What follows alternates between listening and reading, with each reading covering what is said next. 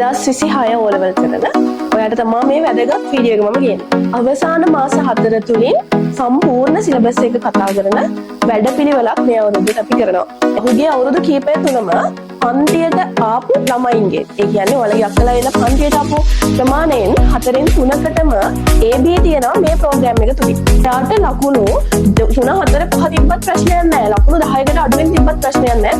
මොකද අපි ප්‍රෝග්‍රෑම් එක තුලින් සම්පූර්ණයෙන් බිඳුවේ ඉඳන් අවසානයේ දක්වාම පාඩමක පොඩි තැන ඉඳන් අපි කතා කරනවා හැම පාඩමකම. මේ මාස කීපය තුළ අලුතෙන් සම්බන්ධ වෙච්ච ළමයින් කියපු කතාවක් තමයි කවදාවත් ප්‍රශ්නයක් තනියම කරගත්ත නැති අය පවා පාස් පේපර්ස් ටික හරි ලස්සනට කරනවා පාඩම ඉවර වෙද්දී. මහන්සි වෙලා වැඩ ටික කරොත් ඔයාට පළවෙනි මාසෙ ඉවරනකොට 50ක් විතර ගන්න පුළුවන්.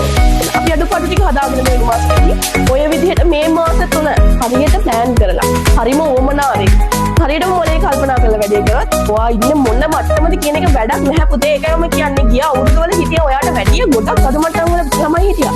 මේ ප්‍රෝග්‍රෑම් එක මෙච්චර වැදගත් සහ මේකට එන ළමයිගේ රිසල්ට් මෙච්චර වර්ධනය වෙන්න හේතුව මේ දේවල්.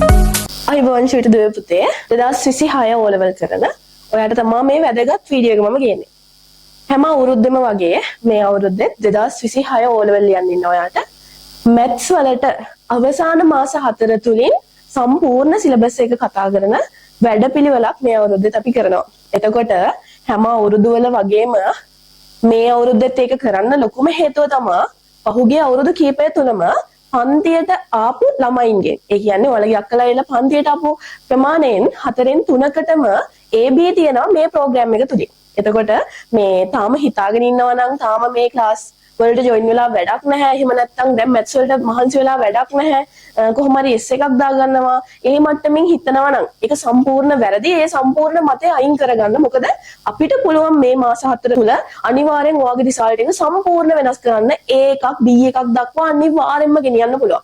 එතකොට මේක සුදුසු මොන මට්ටමේ ළමයින්ටද? හැම මට්ටමකම. ඒ කියන්නේ පුතේ ඔයාට ලකුණු 3 4 5 තිබ්බත් ප්‍රශ්නයක් නැහැ. ලකුණු 10කට අඩුවෙන් තිබ්බත් ප්‍රශ්නයක් නැහැ. මොකද අපි ප්‍රෝග්‍රෑම් එක තුලින් සම්පූර්ණයෙන් බිඳුවේ ඉඳන් අවසානයේ දක්වාම පාඩමක පොඩි තැන ඉඳන් අපි කතා කරනවා හැම පාඩමකම. එතකොට කිසිම ළමයෙක්ට පාඩම් ටික අල්ලගන්න බැරි වෙන්නේ නැහැ.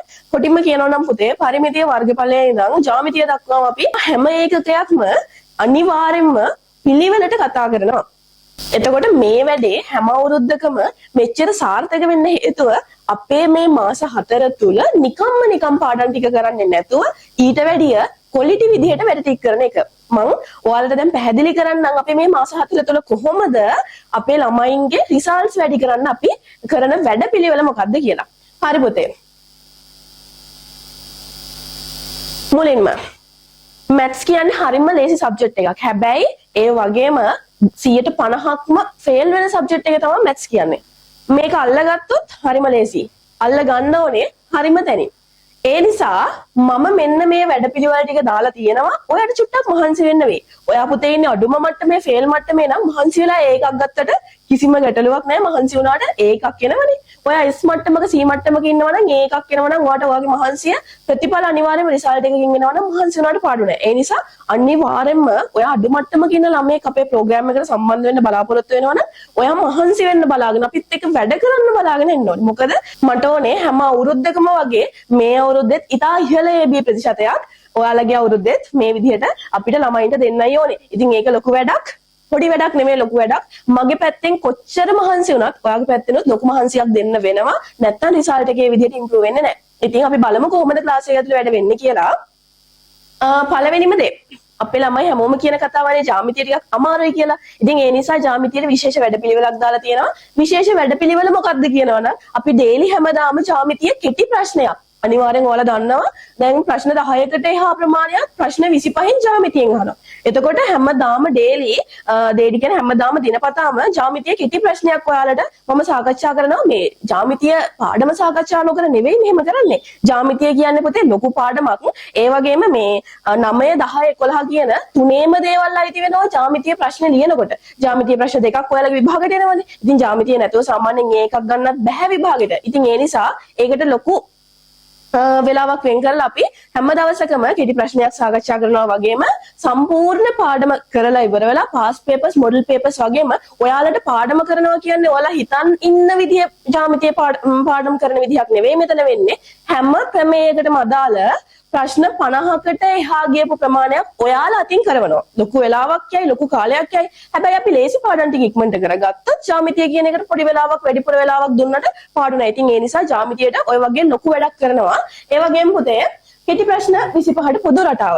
මේක ලංකාවේ කිසිම ගුරුවරයෙක් තාම කරලා නැහැ. අපේ අවුරුදු ගණනාවක්ම අවුරුදු දෙකක්ම අපේ ළමයින්ට ඔය ප්‍රෝග්‍රෑම් එක තුලින් ළමයි ප්‍රශ්න 25න් 24ක් විතරම කරගන්න පුළුවන් වුණා ගිය අවුරුද්දේ. කලින් අවුරුද්දේ ප්‍රශ්න 23ක් විතරම කරගන්න පුළුවන් වුණා. මම කරන්නේ කෙටි ප්‍රශ්න 25 ප්‍රෝග්‍රෑම් එකෙන් පමණක්ම. ඒකෙන් විතරක්ම ප්‍රශ්න 20 ගාණක් හදා ගන්නවා කියන්නේ ප්‍රශ්න 25න්. ඒක මාරම ලොකු වැඩක් නේ. ඒක ඇවිත්ම බලන්න ඕනේ කොච්චර මැජික් එකක්ද කියලා. ඒක සම්පූර්ණයෙන්ම පොදු රටාවත් එක්ක වර්ගීකරණය කරලාද ටොපික්ස් වලට මාතෘකා වලට අනුව තමයි අපි මේ වැඩේ කරන්නේ. මේක කවුරුත්ම කරලා නැහැ. ලංකාවේ පළවෙනි වතාවට තමයි අපි පටන් ගත්තේ. තාම කරන්නේ අපි විතරයි. අපි මේ වැඩේ කරගෙන යනවා මේ අවුරුද්දෙත් මේකට આવොත් අනිවාර්යෙන්ම මේ ප්‍රෝග්‍රෑම් එක තුලින් ඒකයි මම කිව්වේ ලකුණු 0.10 මොන මට්ටමක හිටියත් අනිවාර්යෙන් ලකුණු වැඩ වෙන වැඩපිළිවෙල ලේසි දේවල් ටිකක් කරන්න අමාරු දේවල් ටිකක් නෙවෙයි මම මේ දැන් අද කියන්නේ. ඊළඟ එක පුතේ දිනපතා ඩේලි මැත්ස්. මොකද ඔය දිනපතා ඩේලි මැත්ස් කියන්නේ? මම දැන් මේ වීඩියෝ එක යටින් ඔයාලට දානවා අපේ මේ Telegram අපේ මේ WhatsApp channel එක. ඒ WhatsApp channel එකට WhatsApp channel එක follow කරලා තියාගන්න. ඒකට හැමදාම අපේ ඇඩ්මින්ලා ඔයාලට දානවා මැත්ස්. ඒකට හැමදාම මම දානවා ඔයාලට මැත්ස් ප්‍රශ්නයක්. ඒක සමහර විට භාග වෙන්න පුළුවන්, සමහර විට සම්භාවිතාව වෙන්න පුළුවන්, සමහර විට ශ්‍රේණි වෙන්න පුළුවන්, සමහර විට ත්‍රිකෝණමිතිය වෙන්න පුළුවන්. අපි කරන පාඩම් ටික තියෙනවා. දැන් අපි මාස 3ක් ඇතුළත මේ දේවල් ටික කරන්න ඕනේ කොහොම හරි. මාස 3ක් ඇතුළත මුළු සිලබස් එකම කරන්න ඕන. ඔයාලගේ ඇඟේ මේක උන්ටම ඔයාලට යන්න ඕනේ මේ සිලබස් එක. එතකොට ඒකට අපි වැඩ කරන්න ඕනේ, මහන්සි වෙන්න ඕනේ. ඉතින් ඒ නිසා මම හැමදාම ඔයාලට ප්‍රශ්නයක් දානවා. මම කරපු පාඩමකින් ප්‍රශ්නයක් දානවා. එතකොට ඔයාලට අමතක වෙන්නේ නැහැ කලින් කරපු පාඩම. සති දෙක තුනකට කලින් කරපු පාඩමක ප්‍රශ්නයක් දානවා. දත්ත නිරූපණයේ ප්‍රශ්නයක්. ඔය විදිහට ප්‍රශ්න ටිකක් දාපුවාම හැමදාම ඔයාලට සිද්ධ වෙන මේ ප්‍රශ්නේ කරන්න. පුරුද්දක් විදිහට ඒක කරොත් අනිවාර්යෙන්ම විභාගයට යනකොට සෑහෙන ප්‍රශ්න ප්‍රමාණයක් කරලා ඉවර වෙනවා ඔයා. ඒ වගේම හවසට මම උදේට දානවා නම් මේ ප්‍රශ්නේ හවසට ඒකේ විවරණයක් එක්ක ප්‍රශ්නෙට උත්තර ටික දානවා. එතකොට ඔයාලට බලා ගන්න පුළුවන් ළමයි කොච්චරක් දුරට වගේ ප්‍රශ්න ඉවරද කියලා. ඉතින් ඕක මේ අපේ ළමයින්ට හම් වෙන ලොකු ඔපචුනිටි එකක්, ලොකු අවස්ථාවක්. ඕකෙන් මේ අපේ පරණ දේවල් මතක් කරගන්න. ඒ වගේමයි පාස් පේපර් සාකච්ඡාව දැනටමත් දන්න අපේ ක්ලාස් වල ඉන්න ළමයි නම් දන්නවා. ඒ හැමෝටම මොන පාඩමද කරලා ඉවර ඒ හැමෝටම පාස් පේපර්ස් කරගන්න පුළුවන්. දැන් සාමාන්‍ය ළමයි පාස් පේපර්ස් කරනවා කියන එක අමාරු වැඩක් නේ. නමුත් මේ අපි පාඩම ඉවර කරාට පස්සේ අපි චූටි ප්‍රශ්න ඉදම තමයි සාකච්ඡා කරන්නේ. සාමාන්‍යයෙන් ක්ලාස් එකේ පොඩිම තැන ඉඳන් පටන් අරන් ඉවර වෙනකම්ම සාකච්ඡා කරනවා. එතකොට ඒකෙදි ඊළඟට අපි කරන ස්ටෙප් එක තමයි මොඩල් ප්‍රශ්න කීපයක් සාකච්ඡා කරලා පාස් පේපර්ස් අවුරුදු 15ක විතර සාකච්ඡා කරන එක. ඔයා චූටිම තැනින් පටන් ගත්තත් පාඩම ඉගෙන ගන්න ඔයා පාස් පේපර් එක හරියටම සාකච්ඡා කරලා ඉවර වෙනකොට පාස් පේපර්ස් ටික හරියටම කරන දරුවෙක් බවට පත් වෙනවා. ඒක පුදුමයි තමයි. මොකද මේ මාස කීපය තුලත් අලුතෙන් සම්බන්ධ වෙච්ච ළමයිනුත් කියපු කතාවක් තමයි කවදාවත් ප්‍රශ්නයක් තනියම කරගත්තොත් නැති අය පවා පාස් පේපර්ස් ටික හරිය ලස්සනට කරනවා පාඩම ඉවර වෙද්දී. ඉතින් ඒක නෙවෙයිද වෙන්න ඕනේ. එතකොට අවුරුදු 15ක පාස් පේපර්ස් ටික තනියම ඔයාලට කරගන්න පුළුවන් නම් එතකොට ඔයාලට ඔයාලගේ අවුරුදු 2026 පාස් පේපර් එක කරගන්න අනිවාර්යෙන් පුළුවන් නේ. 2026 පේපර් එක කරගන්න අනිවාර්යෙන් පුළුවන්. එතකොට මේක කොහොමද වෙන්නේ? පාඩම උගන්නලා පාස් පේපර්ස් ටික කරන්න කියලා මම ඔයාලට කලින් දැනුම් දෙනවා. ඊට පස්සේ මම විවරණ සහිතව ඔයාලට එක්ක සාකච්ඡා කරනවා. ඒකෙන් ආයේ පාඩම 7-8 වතාවක් ආයෙ ඔයාලට මතක් කරනවා. මම නිකම්ම ප්‍රශ්නේ කතා කරන්නේ නැහැ. ආයෙ කියලා දෙදී තමයි කතා කරන්නේ. අමතක දේවල් ආයෙ සේරම මතක් වෙනවා. මේක මරු වැඩක්, ලොකු වැඩක්. පාස් පේපර් සාකච්ඡාව හැම පාඩමකටම කරනවා. ඔයාලා දැන් මේ මාසේ ජොයින් වෙනවා නම් මේ මාස 3 තුල පරිමිතිය වර්ගඵලේ නම් හැම දෙම මුලින් ඉඳන් ලයිව් කරනවා. ලයිව්ම ක්ලාස් එකක් මේක. ඒකට අර දේවල් හැම දෙම අලුතෙන් කරනවා. හරිද? පාස් පේපර්ස් එක කරගන්න පුළුවන් කියන කිසිම විදිහකින් බය වෙන්න දෙයක් නැහැ පුතේ. ඔයාලගේ අවුරුද්දේ පාස් පේපර් වල නිකම්ම කරලා යනවා. ඊළඟ කතන්දරේ අපි lesson wise model papers ප්‍රශ්න කතා කරනවා. ඒ කියන්නේ මොනවද? අපි පාස් පේපර්ස් විතරක් කරලා ඇතිද? අපි පාස් පේපර්ස් කරන්න ඕනේ. අපේ මට්ටම හොඳ මට්ටමක තියෙනවා කියලා අපිට දැනගන්න, අපිට දැන් පුළුවන් කියලා දැනගන්න පාස් පේපර්ස් කරන්න ඕනේ. පසුගිය පාස් පේපර්ස් වලින් අලුත් දේවල් ඉගෙන ගන්න ඕනේ. හැබැයි ඒ වගේම අලුතෙන් එන්න පුළුවන් ප්‍රශ්න අපි ඒවත් ඉගෙන ගන්න ඕනේ. ඉතින් ඒ නිසා පාඩමක් ඉවර කරාට පස්සේ අපි මොඩල් ප්‍රශ්න සාකච්ඡා කරනවා. ඒ ප්‍රශ්න ඔයාලට දෙනවා. ඒ වගේම මමත් ඔයාලත් එක්කම ලයිව් ඉඳගෙන සාකච්ඡා කරනවා. ඔයාලා ලියනවා. ඒ වගේම මම සාකච්ඡා කරනවා. ඔය විදිහට අලුත් ලොකු වැඩපිළිවෙලක් යනවා. ඔයාලට හිතා ගන්නවත් බෑ අපේ පන්තියේ මෙච්චර වැඩ ගොඩක් වෙනවද කියලා. ඒ වගේමයි ළමයි monthly අනුමාන රෑන්ක් පේපර්. මෙහෙමනේ ළමයි පොඩිම ලකුණු ප්‍රමාණයක ඉන්න ළමයෙක්ට එකපාරට ෆුල් පේපර් එකක් ලියන්න බෑ. හැබැයි අපි මාසයක් තුළ ලොකු වැඩ ගොඩක් කරොත්, මහන්සි වෙලා වැඩ ටික කරොත්, ඔයාට මාසේ මේ පළවෙනි මාසෙ ඉවර වෙනකොට ලකුණු 50ක් විතර ගන්න පුළුවන් වෙනවා. ඉතින් මේ පළවෙනි මාසෙ ඉගෙන ගත්ත ටිකෙන් මම ඔයාලට පේපර් එකක් දෙනවා. ඔයා පේපර් එකට ෆේස් කරලා බලන්න ඕනේ. ඔයා ඉන්න තත්ත්වය මොකක්ද කියලා. අපි අඩුපාඩු ටික හදාගෙන දෙවෙනි මාසෙට ගිහින් ඔය විදිහට මේ මාස 3 හරියට ප්ලෑන් කරලා, හරිම ඕමනාවෙන්, හරියටම මොලේ කල්පනා කරලා වැඩේ කරොත් ඔයා ඉන්නේ මොන මට්ටමද කියන එක වැඩක් නැහැ පුතේ. ඒකයි මම කියන්නේ. ගිය අවුරුදු වල හිටියා ඔයාට වැඩිය ගොඩක් අඩු මට්ටම් වල ළමයි හිටියා. මේ ප්‍රෝග්‍රෑම් එක මෙච්චර වැදගත් සහ මේකට එන ළමයිගේ රිසල්ට් මෙච්චර වර්ධනය වෙන්න හේතුව මේ දේවල්.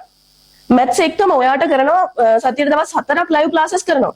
මැත්ස් නයිට් කියලා වෙනම ප්‍රෝග්‍රෑම් එකක් යනවා ඉරිදට විතරක් කරනවා. එතකොට අපේ ළමයි එක සතියේ දවස් 4ක් මම ඔයාලත් එක්ක වැඩ කරනවා. එතකොට ඒ දේවල් විතරක් මැත්ස් වලට කොච්චර කම්මැලි වුණත්, කොච්චර ලකුණු අඩු වුණත් මමත් එක්ක ලයිව් ඉගෙන ගන්න එකකින් විතරක්ම ඔයාගේ ලකුණු ටික හැදෙනවා. ඒ වගේමයි ලයිව් ඉන්න බැරුවකෙත් රෙකෝඩින් ටික හම්බ වෙනවා. දවස් දෙකක් ඔයා ලයිව් આવොත් රෙකෝඩින් ටික හරි බලනවා අනිවාර්යෙන්. මොකද ඒ තරම් අපේ ක්ලාස් එක ඇක්ටිව්. ඒ තරමටම අපේ ක්ලාස් එකට එන්න ආස හිතෙනවා. එක දවසක් හරි આવොත් ඔයා ඒ දිගටම ක්ලාස් එකට එනවා. ඉතින් ඒ නිසා කියන්නේ මේ වටිනා අවස්ථාව මගේ අරගන්න එපා. අනිවාර්යෙන්ම මේ මාසේ ක්ලාස් එකට ජොයින් වෙන්න. මොකද මාස 3ක් ඇතුළත ෆුල් සිලබස් කතා කරනවා. ඒකට මාස 4ක් තියෙනවා. අවසාන මාස මොකද කරන්නේ? පුතේ අපි අවසාන මාසේ අපිට තියෙන්නේ අපේ සේරම දේවල් ටික ඉගෙන ගත්ත හැමදේම පාඩම් මගින් one day seminar මගින් කරන්න ඕන. සම්පූර්ණයෙන්ම එක දවසකින් එක පාඩමක් කරන ප්‍රෝග්‍රෑම් එකක් අපි අවසාන මාසෙට කරනවා. ඒක හැම මාසෙම කරන වැඩක්. ඒකෙන් විතරක් රිසල්ට් වැඩි කරගත්ත ළමයි ගොඩක් ඉන්නවා. ඉතින් ඒ නිසා මේ අවුරුද්දෙත් එක් කරන්න වෙනවා. ඉතින් ඒක හැම අවුරුද්දෙම කරන වැඩක් නිසා මේ අවුරුද්දෙත් කරනවා. ඒකෙන් අවසාන දවස් 20 ප්‍රෝග්‍රෑම් එකක් යන. ඒක තුලින් කරන්නේ අපි සම්පූර්ණ විභාගෙට එන පළවෙනි කොටස දෙවෙනි කොටසට හැම ප්‍රශ්නයක්ම අපි සම්මන්ත්‍රණ මගින් ආවරණය කරනවා වගේම ඒවට අදාළ ප්‍රශ්න අනුමාන ප්‍රශ්න කතා කරනවා. මේ අවුරුද්ද දෙන්න පුළුවන් මොනවද කියලා කතා කරනවා. ඉතින් ඔය ටික තමයි ක්ලාස් එකේදී වෙන්නේ. ලොකු වැඩක් වෙන වැඩක්. ඉතින් ඒ නිසා පුළුවන් ඉක්මනට ක්ලාස් එකට ජොයින් වෙන්න. මේ තමයි අපේ ඇඩ්මින් නම්බර එක 070 37 31 500ට මේ නම්බර එකට මේ අවුරුද්දේ O level ලියනවා. නැත්නම් 2026 O level කියලා මැසේජ් එකක් දාන්න. අනිවාර්යයෙන්ම ඔයාලට අපේ ඇඩ්මින් ඉක්මන් කළ ඩීටේල්ස් දෙයි. අපි මේ මාසේ වැඩ දැන් මේ මාසේ ටිකක් ගිහින්නේ. දැන් මේ වෙනකොට අද අගෝස්තු 10. ඒතකොට තව මාසේ චුට්ටක් ගිහින්නේ. ප්‍රශ්නයක් නැහැ. මේ මාසේ ජොයින් වෙන ඕනම කෙනෙක්ට ලබන මාසේ මැද වෙනකන් ඔයාලට අපේ ක්ලාස් එකේ ඉන්න පුළුවන්. ක්ලාස් එකත් එක්ක වැඩ ටික කරගෙන යන්න පුළුවන්. එතකොට කිසිම විදියකින් බය වෙන්න එපා. මේ මාසේ මැද නිසා සති දෙකයිනේ තව තියෙන මේ මාසේ ඉවරනේ. ඒ නිසා ලබන මාසෙම ජොයින් වෙනවා කියලා ඉන්න එපා. මොකද මේ මාසේ වැඩ ටික ඉවරනේ ලබන මාසේ මැදි. ඒ නිසා පුළුවන් ඉක්මනින් ජොයින් වෙන්න. මතක තියාගන්න තව එක්සෑම් එක තියෙන්නේ හරියටම මාස 4යි.